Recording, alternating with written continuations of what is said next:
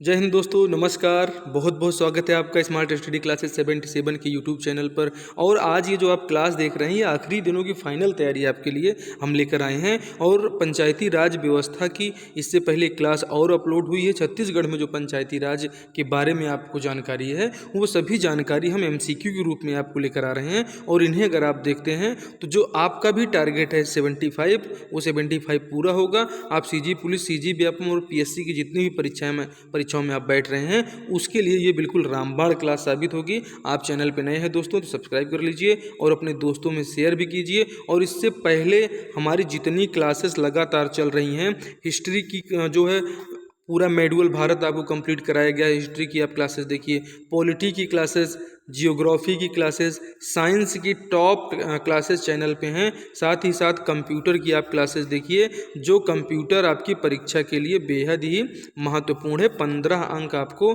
Chhattisgarh police sub inspector में मिलने वाले हैं। ठीक है, तो इन क्लासेस को आप देखिए और निसंदेह एकदम विश्वास के साथ आप जुड़िए, जो है सफलता मिलेगी, 100% सफलता मिलेगी। बस इन प्रश्नों को आप अपने दिमाग में बैठा के रखिए और बताइए इस प्रश्न का उत्तर क्या है। यदि ग्राम पंचायत की ग्राम सभाओं के मध्य मतभेद हो तो उस विषय पर निर्णय कौन करेगा, आपको ये बताना है दोस्तों। ग्राम पंचायत वो करेगी, जनपद पंचायत करेगी, ग्राम सभाओं का संयुक्त सम्मेलन में होगा या कि सरपंच साहब करेंगे। तो दोस्तों अगर ग्राम पंचायतों के मध्य कोई ऐसा मतभेद हो चुका है तो उसमें जो है इन ग्राम सभाओं का एक संयुक्त सम्मेलन होगा, एक सम्मेलन होगा और उसमें इसका निपटारा कर दिया जाएगा। तो ऑप्शन सी आपका बिल्कुल इसमें सही हो जाएगा। एक अनुसूचित क्षेत्र की ग्राम सभा की बैठकों की अध्यक्षता कौन करता है? सरपंच करते हैं। इन्हें आप जरूर याद रखिएगा। सरपंच की अनुपस्थिति में उप सरपंच करते हैं। ग्राम सभा का वरिष्ठतम सदस्य करता है या ग्राम सभा द्वारा जो है उस समय तत्समय निर्वाचित कोई व्यक्ति करता है दोस्तों। तो इसमें कौन सा सही होगा अनुसूचित क्षेत्र की ग्राम सभाओं के बारे में? जो आपका सही उत्तर हो जाएगा ऑप्शन डी बिल्कुल इसमें सही आंसर है। ठीक है, अनुसूचित क्षेत्र में ग्राम सभा के विषय में सत्य कथन आपको छांटना है। प्रत्येक ग्राम में एक ग्राम सभा होगी, क्या ये सही है? प्रत्येक ग्राम में एकाधिक ग्राम सभाएं हो सकती हैं, ये तो सही लग रहा है। ग्राम सभा में गणपूर्ति कुल सदस्यों की 1/3 होती है। ग्राम सभा में गणपूर्ति कुल सदस्यों की 1/4 होती है। और ग्राम सभा की बैठकों की अध्यक्षता सरपंच करता है और ग्राम सभा की बैठकों की अध्यक्षता सरपंच नहीं करता है। इनमें से आपको अनुसूचित क्षेत्र की जो ग्राम सभा है उसके बारे में सही सत्य कथन छांटना है। सत्य कथन कौन से हैं? तो आइए आपको सत्य कथन से रूबरू कराते हैं कि जो इसका दूसरा, तीसरा और छठा है ये जो है सत्य कथन है। मतलब प्रत्येक ग्राम सभा में, प्रत्येक ग्राम में एकाधिक ग्राम सभाएं हो सकती हैं, बिल्कुल हो सकती हैं। तीसरा सही है कि जो है ग्राम सभा में जो गणपूर्ति है वो 1/3 सदस्य जब रहेंगे तब वो जो है गणपूर्ति मानी जाएगी। और छठा सही है कि ग्राम सभा की बैठकों की जो अध्यक्षता है वो सरपंच नहीं करता। ये आपको बताना है, सत्य कथन इसमें छांटना है। तो ये बिल्कुल सत्य कथन है, इसे आप जरूर याद रखिए। अनुसूचित क्षेत्र की ग्राम सभा के बारे में बात यहाँ पर की जा रही है। आप सामान्य ग्राम सभा के लिए बिल्कुल समझने की गलती न करें। इसलिए ग्राम सभा की बैठकों की अध्यक्षता सरपंच नहीं करता। कौन करता है? इससे पहले वाले क्वेश्चन उन्होंने बताया ग्राम द्वारा। अब देखिए, ग्राम द्वारा तत्समय निर्वाचित व्यक्ति जो होगा वो इसकी अध्यक्षता करेगा। इसे आप जरूर दिमाग में बैठा के रखिए। फिर आइए एक सत्य कथन छांटिए और ऐसे सत्य कथन जो है आपको हम छंटवाएंगे कि आपको बिल्कुल ये तथ्य याद ही हो जाएंगे। एक ग्राम पंचायत में एकाधिक ग्राम हो सकता है। ग्राम सभा की बैठक प्रत्येक ग्राम में हो सकती है, बिल्कुल हो सकती है। ग्राम सभा की बैठक ग्राम पंचायत के मुख्यालय में होती है। ग्राम पंचायत की बैठक प्रत्येक ग्राम में होती है और ग्राम पंचायत की बैठक ग्राम पंचायत के मुख्यालय में होती है। इनमें से आपको सत्य कथन छांटना है। सत्य कथन कौन कौन से हैं और उसके लिए आपको ऑप्शन यहाँ पे दिए गए हैं कि इसमें जो सही है दोस्तों सत्य कथन है 1, 2, 5, ये आपका सही है, दूसरा सही है और पांचवा सही है। ठीक है, कि एक ग्राम पंचायत में एकाधिक ग्राम हो सकते हैं, बिल्कुल हो सकते हैं, कोई शक नहीं है। ग्राम सभा की बैठक प्रत्येक ग्राम में होती है, बिल्कुल होती है, इसमें भी कोई शक नहीं है। ग्राम पंचायत की बैठक ग्राम पंचायत के मुख्यालय में होती है, ये बिल्कुल ये सत्य कथन है। क्योंकि ग्राम सभा की बैठक प्रत्येक ग्राम में तो होगी, लेकिन जब ग्राम पंचायत की जो बैठक है ये ग्राम पंचायत मुख्यालय में होगी, इसलिए 1, 2 और 5 आपके ऑप्शंस सही हैं। इन ये फैक्ट्स को भी अगर आप याद रखते हुए चलते हैं तो एग्जाम में जैसे ही क्वेश्चन इन फैक्ट से भी आएगा तो आप इनके ऑप्शंस को सही क्लिक कर पाएंगे। ग्राम सभा की बैठकों के विषय में सत्य कथन आपको छांटना है। प्रत्येक 3 माह में एक बैठक होनी ही चाहिए। ग्राम पंचायत के प्रत्येक ग्राम में बैठक होगी। ग्राम पंचायत के मुख्यालय में ही बैठक होगी। कलेक्टर की अध्यक्षता कलेक्टर बैठक की अध्यक्षता कर सकता है, जनपद पंचायत बैठक बुलाने के लिए कह सकता है, सरपंच उप सरपंच की अनुपस्थिति में वरिष्ठतम पंच अध्यक्षता करेंगे। इनमें से कौन सा आपका सही है ये आपको बताना है ग्राम सभा की बैठक के संबंध में। ऑप्शन ए सही है, बी सही है, सी सही है या डी सही है। तो आइए सत्य कथन की तरफ हम आपको लेके चलते हैं। जो इसका सत्य कथन है 1, 2, 5, ठीक है, ये सेम है कि प्रत्येक 3 माह में एक बैठक ग्राम सभा की होनी ही चाहिए, ये बिल्कुल सही है। प्रत्येक ग्राम पंचायत के प्रत्येक ग्राम में बैठक होगी, ग्राम पंचायत के प्रत्येक ग्राम में ग्राम सभा की बैठक होगी, ये भी बिल्कुल सही है। और जनपद पंचायत जो है बैठक बुलाने के लिए कह सकता है कि जनपद पंचायत भी बैठक बुलाने के लिए कह सकती है, इसमें कोई दिक्कत वाली बात नहीं है, इसलिए आप इसे याद रखिए। इन फैक्ट्स को आपको याद रखना ही रखना है, ठीक है। और ये बिल्कुल नहीं समझना है कलेक्टर साहब हैं तो बैठक की अध्यक्षता कर सकते हैं, बिल्कुल नहीं, ठीक है, इन्हें आप जरूर याद रखिए, ठीक है। अब ग्राम पंचायत के मुख्यालय में ही बैठक होगी, कोई ज़रूरी नहीं है, इसलिए ये दोनों ऑप्शन आपके गलत हो जाते हैं। और सरपंच और उप सरपंच की अनुपस्थिति में वरिष्ठतम पंच बैठक की अध्यक्षता करेगा, तो ये अनुसूचित या उसके द्वारा नियुक्त जो क्षेत्र हैं ये वहाँ की बात नहीं हो रही है, ये सरपंच और उप सरपंच की अनुपस्थिति में वरिष्ठतम पंच, ये भी ऑप्शन आपका इसीलिए यहाँ पे गलत हो जाता है। तो ग्राम सभा की बैठक के संबंध में ये सब भी महत्वपूर्ण सत्य कथन है, इन्हें आप जरूर देखिएगा। और ग्राम पंचायत से इसीलिए क्वेश्चन जब आते हैं तो हम लोग से बन नहीं पाते हैं, क्योंकि सीजी व्यापम ऐसे ही प्रश्न आपसे पूछ रहा है, ठीक है। तो सीजी व्यापम के लिए अगर उसको भी हम मात देंगे और आप हमारी पूरी क्लासेस को देखिए, आपको पता चल जाएगा गणपूर्ति के विषय में क्या सही है। ग्राम सभा की कुल संख्या का 1/10, ग्राम सभा कुल संख्या का 1/3, ग्राम सभा कुल संख्या का 1/2, ये गणपूर्ति आपसे पूछी जा रही है। ग्राम में उपस्थित जनसंख्या में 1/10 महिला, ग्राम में उपस्थित जनसंख्या में 1/3 महिला, ग्राम में उपस्थित संख्या में 1/2 महिला, सरपंच उप सरपंच पंच गणपूर्ति के लिए जवाबदेह होते हैं। तो जवाबदेह तो भाई इन्हीं लोग होंगे, ये तो बिल्कुल सही दिख रहा है। और ये जो है इसमें से सही आंसर क्या होगा आप हमें बताइए। आप जो है कमेंट करके बता नहीं रहे हो, क्लासेस को देखिए, निसंदेह बेहद ही महत्वपूर्ण क्लासेस हैं दोस्तों। किसी ग्राम सभा की गणपूर्ति के विषय में सही कथन क्या है दोस्तों, तो 1, 5, 7, ये 1 और आपका ये 5 और ये 7, ठीक है। मतलब गणपूर्ति कब होगी, जब ग्राम सभा की कुल संख्या का 1/10 लोग उपस्थित हैं, तो ये ग्राम सभा की गणपूर्ति मानी जाएगी, ठीक है। ग्राम सभा में उपस्थित 1/3 महिला भी उसमें होनी चाहिए, ठीक है। और अगर ये वहाँ जो है ये गणपूर्ति नहीं हो पाती है तो इसके लिए जवाबदेह सरपंच उप सरपंच और पंच होंगे, गणपूर्ति के लिए जिम्मेदार या जवाबदेही इनकी तय की जाती है। तो ऑप्शन आपका डी बिल्कुल सही है। दोस्तों छत्तीसगढ़ में पंचायती राज व्यवस्था की निम्नलिखित में से कौन सी बुनियादी इकाई है, जनपद पंचायत, ग्राम पंचायत, ग्राम सभा या जिला पंचायत। तो दोस्तों आपका जो ऑप्शन सी है ग्राम सभा ही तो सबसे बुनियादी इकाई है, इसे आपको जरूर याद रखना है। अब ग्राम सभा के विषय में क्या सही नहीं है इसे यहाँ पे टिक करके चलिएगा। ग्राम सभा की बैठक में 1/10 गणपूर्ति आवश्यक है, जी आवश्यक है। ग्राम सभा की बैठक में महिलाओं की उपस्थिति आवश्यक है, हाँ बिल्कुल आवश्यक है। गणपूर्ति के लिए सरपंच और पंच उत्तरदायी होंगे, ये भी बिल्कुल सही है। गणपूर्ति न होने पर भी ग्राम सभा की बैठक स्थगित की जा सकती है, ये सही है। और स्थगित सम्मेलन में भी गणपूर्ति आवश्यक है, बिल्कुल गलत है। स्थगित सम्मेलन में गणपूर्ति न होने पर बजट पारित नहीं किया जा सकता, गलत है। स्थगित सम्मेलन में भी गणपूर्ति न होने पर लेखा संपरीक्षक प्रतिवेदन पारित कर सकता है, बिल्कुल नहीं कर सकता।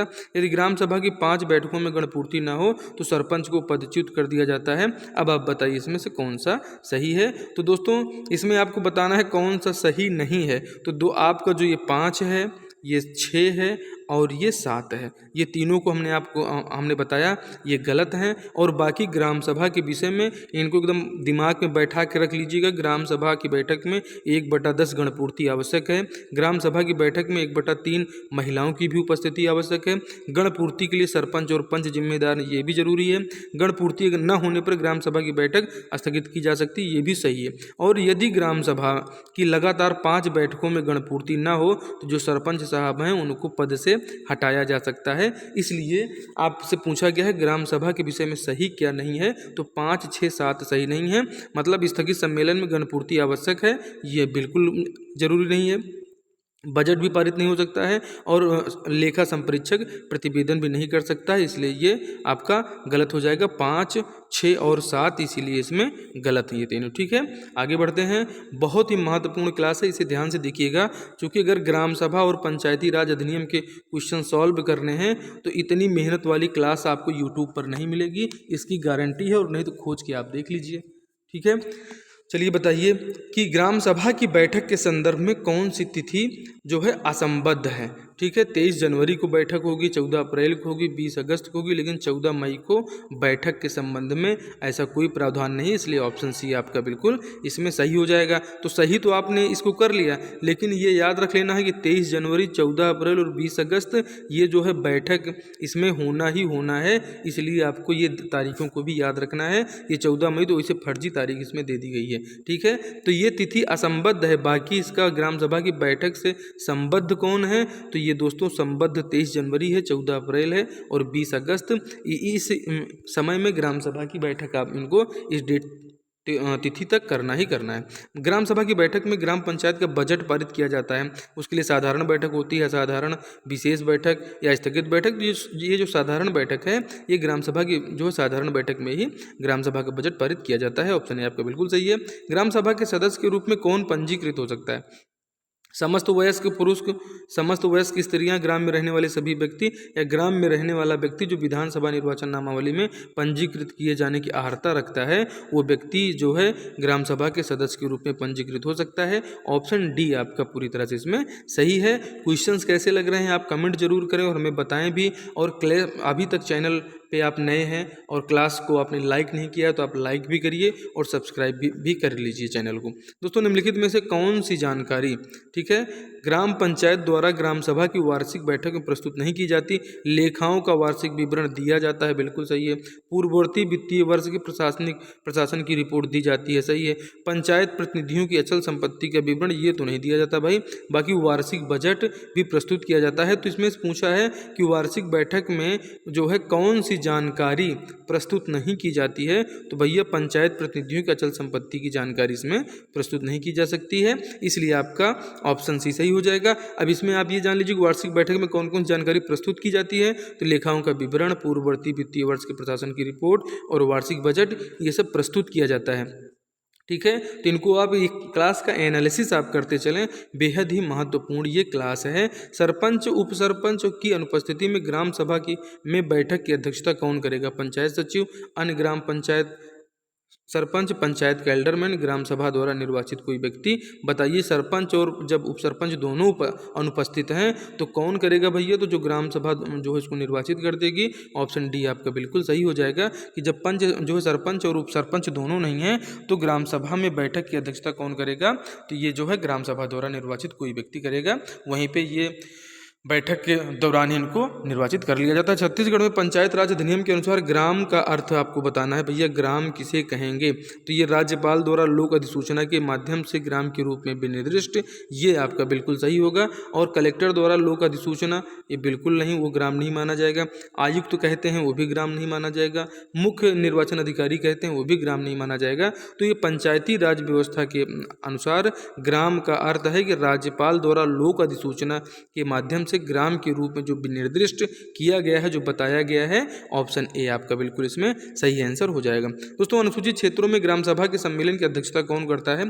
ये आपको बताना है कि जो अनुसूचित क्षेत्र हैं उसमें ग्राम सभा के सम्मेलन की अध्यक्षता कौन करता है? तो उपस्थित अनुसूचित जनजाति सदस्य जो ग्राम सभा द्वारा चुना जाए, ये आपका सही होगा। यहाँ पे सरपंच नहीं करता, उप सरपंच भी नहीं करता, ये भी उप सरपंच है। इन लोग अनुसूचित क्षेत्र की ग्राम सभा के सम्मेलन की अध्यक्षता नहीं करते, इसलिए ऑप्शन डी आपका इसमें सही हो जाएगा।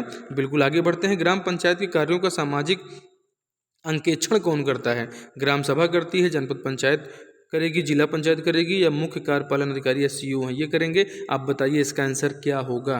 ठीक है, तो दोस्तों इसका आंसर है कि जो सामाजिक अंकेक्षण होता है वो ग्राम सभा ही करती है, इसे आपको याद रखना है। ग्राम पंचायतों के कार्यों का सामाजिक अंकेक्षण वो ग्राम सभा ही कर लेती है। दोस्तों, वार्षिक लेखा, ये जो वार्षिक कार्य योजना होती है जिसमें आपको कॉलोनी मिली कि नहीं मिली, आपको शौचालय मिला कि नहीं मिला, जो हितग्राही होते हैं आपको जो है वृद्धा पेंशन मिल रही कि नहीं, विधवा पेंशन मिल रही कि नहीं, तो ये वार्षिक बजट लेखा जो प्रशासनिक प्रतिवेदन पर प्रस्ताव ग्राम सभा पारित कर सकती है यदि ग्राम सभा में सरपंच उपस्थित हो, ग्राम सभा में सरपंच और उपसरपंच उपस्थित हो, ग्राम सभा में सरपंच उपसरपंच या समस्त पंच उपस्थित हो।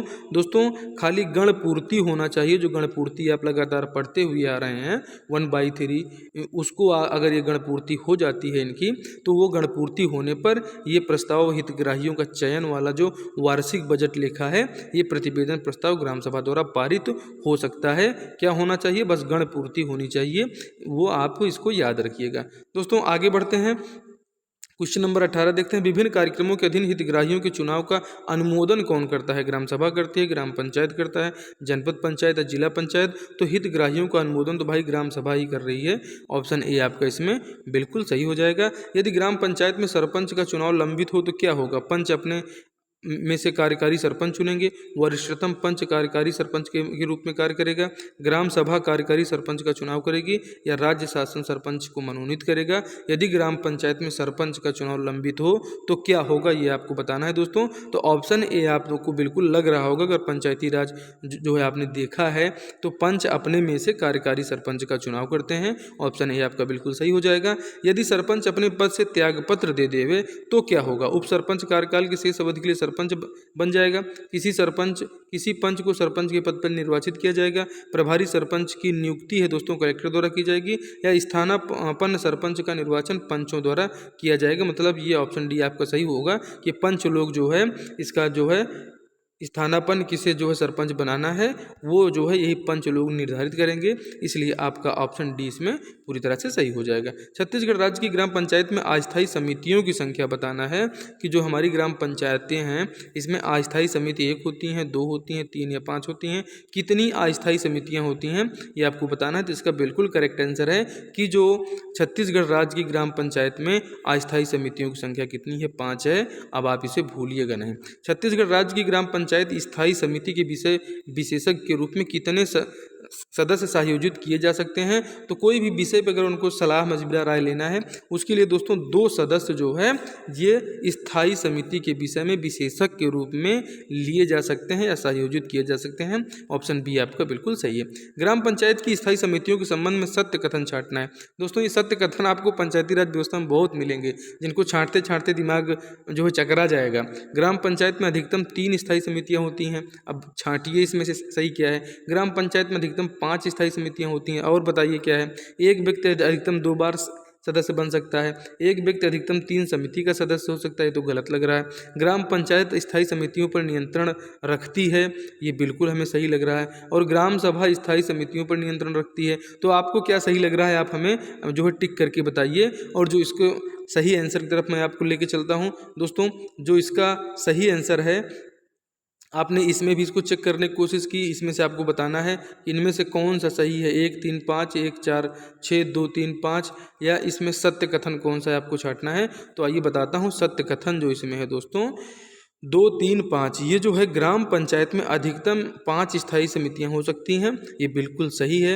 एक व्यक्ति अधिकतम 2 बार समिति का सदस्य बन सकता है, ये भी सही है। और उसके बाद ग्राम पंचायत स्थायी समितियों पर नियंत्रण रखती है, ये भी सही है। आप जो है इसको याद रखिएगा। ये जो हम इसमें कूट के रूप में आपको इन चीज़ों को बता रहे हैं, ये बेहद ही महत्वपूर्ण है। इन्हें अगर आप 1 से 2 बार देखते हैं तो निसंदेह आपको जो है याद होगा। और दोस्तों अगर आपको इसका PDF चाहिए तो आप हमारे टेलीग्राम ग्रुप को ज्वाइन कीजिए, स्मार्ट स्टडी क्लासेस 77 के नाम से है। वहाँ पे आपको ये जो पूरी क्लास है ये सेम टू सेम PDF आपको वहाँ टेलीग्राम पे मिल जाएगा। दोस्तों ग्राम पंचायत के चुनाव लड़ने के लिए जमानत राशि बताना है, इसके विषय में सत्य क्या है। वार्ड मेंबर और पंच का जो जमानत राशि है 50 रुपये है, सरपंच का 1000 रुपये है। जो सरपंच अगर कोई महिला खड़ी होती है तो उसका 500 है, और अगर वार्ड मेंबर कोई महिला खड़ी होती है तो 5 रुपये है। आप 50 रुपये है। तो इसमें से 1 3 सही है, 4 1 4 3 2 3 4 या 1 2 3 कौन सही है ये आपको बताना है दोस्तों। तो आप तो जानते हैं कि वार्ड मेंबर या पंच का चुनाव लड़ेंगे तो 50 रुपये आपको लेके जाना है, ठीक है। नहीं तो आपका जो नामांकन है वो खारिज कर दिया जाएगा। सरपंच बनना है तो 1000 रुपये जमानत राशि करो। अगर कम वोट पाते हो तो जो है आपकी ज़मानत राशि कब जब्त हो जाएगी, इसको कमेंट करके हमें कमेंट बॉक्स में ज़रूर बताइएगा कि कितने जो है प्रतिशत मत आप प्राप्त करते हैं तो आपको ज़मानत राशि वापस मिल जाती है, नहीं तो आपकी ज़मानत जब्त हो जाती है, ये हमें बताइएगा। सरपंच अगर महिला है तो उसको 500 रुपये ही देना है। ये जो वार्ड मेंबर महिला है ये बिल्कुल गलत है, तो जो इसमें सही हो जाएगा 1 2 3 ऑप्शन डी आपका बिल्कुल इसमें सही हो जाएगा। ये आपका ऑप्शन बिल्कुल सही है, ठीक है कि 1 2 3 ये सत्य कथन आपको बताना है। ग्राम पंचायत का चुनाव अगर आपको लड़ना है, जमानत राशि यही है। वार्ड मेंबर लड़ोगे तो 50 रुपये, सरपंच के लिए लड़ोगे तो 1000 रुपये, और वहीं कोई महिला देवी खड़ी हो रही है तो उनको 500 रुपये देना पड़ेगा। दोस्तों ग्राम पंचायत के सम्मेलन के विषय में सत्य कथन बताइए। ये ऐसे ही प्रश्न दोस्तों पंचायती राज में पूछे जाते हैं, और इन सत्य कथन को आप हमारे साथ कई बार देख लेते हैं तो ये सत्य कथन आपके दिमाग में बैठेगा। सरपंच प्रत्येक माह एक सम्मेलन बुलाएगा, क्या सही है? सरपंच प्रत्येक 2 माह में एक सम्मेलन बुलाएगा। आधे से अधिक पंच विशेष सम्मेलन का अनुरोध कर सकते हैं। यदि सरपंच ऐसा सम्मेलन नहीं बुलाता है तो उप सरपंच सम्मेलन बुलाएगा। यदि सरपंच विशेष सम्मेलन बुलाने से इनकार करता है तो सदस्य स्वयं सम्मेलन बुला सकते हैं। 1 3 4 सही है, 1 3 5 सही है, 2 3 4 या 1 2 3 कौन सा सही है, आप इसको बताइए, थोड़ा सा अपना दिमाग लगाइए। पंचायती राज अगर आपने पढ़ा है तो, और नहीं पढ़ा है तो आइए हम आपको आंसर बताते हैं इसका जो सही आंसर है दोस्तों 1 3 5। ठीक है, लोग कहते हैं भाई ज़्यादा 3 5 मत करो, तो यहाँ पे 3 5 और 1 कि प्रत्येक सरपंच जो है प्रत्येक माह एक सम्मेलन बुलाएगा। ये बिल्कुल ग्राम पंचायत के सम्मेलन के विषय में सत्य कथन है। उसके बाद आधे से अधिक पंच विशेष सम्मेलन के जो है अनुरोध कर सकते हैं, बिल्कुल ये भी सही है। और यदि सरपंच विशेष सम्मेलन बुलाने से इनकार कर देता है तो वो जो सदस्य हैं वो स्वयं सम्मेलन बुला लेंगे, इसलिए आपका ये 3 5 1 पूरी तरह सही है, ऑप्शन बी आपका सही है। दोस्तों अगले प्रश्न की ओर बढ़ते हैं कि ग्राम पंचायत के कार्यकाल की गणना किस तिथि से की जाती है। भाई आप सरपंच का चुनाव लड़ रहे हैं और सरपंच बन गए, ठीक है, तो आप जो है कब तक जो है कब से 5 साल तक रहेंगे? क्या पंचायत चुनाव परिणाम घोषणा तिथि सही है? पंचायत चुनाव की जो अधिसूचना है वो सही है? पंच और सरपंच के शपथ ग्रहण की तिथि या ग्राम पंचायत के प्रथम सम्मेलन की तिथि? तो भाई जो हमें तो यही लग रहा है कि ऑप्शन डी आपका इसमें सही है कि ग्राम पंचायत का जो प्रथम सम्मेलन होता है उस तारीख से आपके कार्यकाल की गणना की जाती है, यदि आप सरपंच बन जाते हैं तो। फिलहाल आप इसको पढ़ रहे हैं छत्तीसगढ़ पुलिस सब इंस्पेक्टर बनने के लिए, ठीक है, तो आप सरपंच बनने के चक्कर में बिल्कुल ना पड़ें। आप खाली इसको सोच के रखें, दिमाग में बैठा लें कि भाई गणना जो है कब से की जाती है। और ये बहुत कॉमन क्वेश्चन है, लेकिन पूछ लेंगे तो लोग बता नहीं पाएंगे, ठीक है। ग्राम पंचायत के प्रथम सम्मेलन की तिथि से ही जो है ग्राम पंचायत या के कार्यकाल की गणना प्रारंभ होती है, इसे आप याद रखिएगा। करारोपण एवं लेखा ग्राम पंचायत के किस समिति के क्षेत्राधिकार में आते हैं? सामान्य प्रशासन समिति, शिक्षा स्वास्थ्य एवं सामाजिक कल्याण समिति, वित्त समिति या उपरोक्त में से कोई नहीं। करारोपण एवं लेखा जो है ये ग्राम पंचायत की किस समिति में आते हैं दोस्तों? तो जो सामान्य प्रशासन समिति होती है, ये सामान्य प्रशासन समिति में ही करारोपण एवं लेखा आदि ये सब आते हैं, इन्हें आपको याद रखना है। अब चलिए इसके बारे में बताइए। सरपंच के चुनाव में एक नामांकन पत्र अवैध घोषित किया जा सकता है कब? यदि नामांकन पत्र के साथ स्वघोषणा पत्र संलग्न न हो, नामांकन पत्र के साथ शपथ पत्र संलग्न न हो, नामांकन पत्र के साथ प्रतिभूति निक्षेप जमा न किया गया हो, या इस पर पंचायत सचिव के हस्ताक्षर न हो, या इस पर पंचायत सचिव के हस्ताक्षर न हो, ये आपको इसमें बताना है। इसमें से सही कौन सा है ये आपको बताना है कि सरपंच का चुनाव में अगर आप नामांकन पत्र दाखिल कर रहे हैं तो इसमें से क्या नहीं होगा। अगर क्या चीज़ आप नहीं ले जाते हैं तो गलत हो जाएगा कि आप का जो है नामांकन खारिज हो जाएगा, वो अवैध घोषित कर दिया जाएगा। इसलिए यदि आप नामांकन पत्र के साथ स्वघोषणा पत्र संलग्न हो, मतलब इसको लेकर जाना है, और नामांकन पत्र के साथ प्रतिभूति जो जमानत वाली राशि है उसको भी आपको लेके जाना है, और ये दोनों चीज़ें हैं, तो आपका जो नामांकन पत्र है वो अवैध घोषित नहीं किया जाएगा। इसलिए जो है इन चीज़ों को आपको लेके जाना है, जमानत राशि और स्वघोषणा का संलग्न उनका जो पत्र है उसको स्वघोषणा पत्र को संलग्न कर देना है। दोस्तों ग्राम पंचायत का चुनाव कौन नहीं लड़ सकता? संसद का सदस्य है, उसे कोई ज़रूरत नहीं लड़ने की। विधानमंडल का सदस्य है, वो क्यों लड़ेगा? लेकिन ये लड़ नहीं सकते अगर लड़ना भी चाहें तो, ठीक है, आप इसको ध्यान रखिएगा। सहकारी समिति का सभापति है, ये भी नहीं लड़ सकता दोस्तों। सहकारी जो सहकारी समिति का उपसभापति है ये भी नहीं लड़ सकता है, ठीक है, लेकिन सहकारी समिति का सदस्य है तो वो तो लड़ सकता है। तो आपको इन ऑप्शंस में से बताना है कि ग्राम पंचायत का चुनाव चुनाव कौन नहीं लड़ सकता है दोस्तों? तो हमें तो लग रहा है कि 1 2 3 4 ये चारों लोग नहीं लड़ सकते। ऑप्शन ए इसमें सही हो सकता है। जी हाँ, ऑप्शन ए आपका पूरी तरह से सही है। संसद का सदस्य, विधानमंडल का सदस्य, सहकारी समिति का सभापति, सहकारी जो समिति है इसका उपसभापति, इन लोग जो है पंचायत का चुनाव नहीं लड़ सकते हैं। 1 2 3 4 आपका बिल्कुल सही है। लेकिन वहीं सहकारी समिति का सदस्य जो है वो लड़ सकता है, उसके लिए कोई दिक्कत वाली बात नहीं है। आज की क्लास का अंतिम प्रश्न देखिए, पंचायत वनों के संरक्षण की जिम्मेदारी किसकी है? जो पंचायत के अंदर वन आ रहे हैं उसके संरक्षण की जिम्मेदारी वन विभाग की है, ग्राम पंचायत की है, जनपद पंचायत की है, जिला पंचायत की है? तो भाई जब पंचायत के जो वन है उसका संरक्षण तो पंचायत ही करेगी। बिल्कुल माना सा प्रश्न है। ऑप्शन बी आपका इसमें पूरी तरह से सही हो जाएगा। दोस्तों ये क्लास आपको कैसी लगी जरूर कमेंट करके हमें बताएं। और Chhattisgarh police sub inspector CGSI में अगर आप बैठ रहे हैं तो ये आपके लिए रामबाण क्लास साबित होगी, इसमें कोई शक नहीं। और हमारी इन क्लासों से आपको जरूर प्रश्न देखने को मिलेंगे। आप चैनल पे नए हैं दोस्तों तो एक बार ये स्टडी करिए, और आपका पूरा स्टडी मटेरियल हमारे चैनल पे अवेलेबल है। बस एक बार आप चैनल का विजिट करिए और हमारी क्लासेस को लगातार देखते जाइए। प्लेलिस्ट में जाइए, आपको जो है सैकड़ों वीडियो मिलेंगे जो आपकी तैयारी के लिए एक अच्छा मुकाम, ये हमारा प्लेटफॉर्म साबित होगा, जिसका नाम है स्मार्ट स्टडी क्लासेस 77। आपसे मिलते हैं अगली क्लास में, तब तक स्वस्थ रहिए, मस्त रहिए। जय हिंद, जय भारत।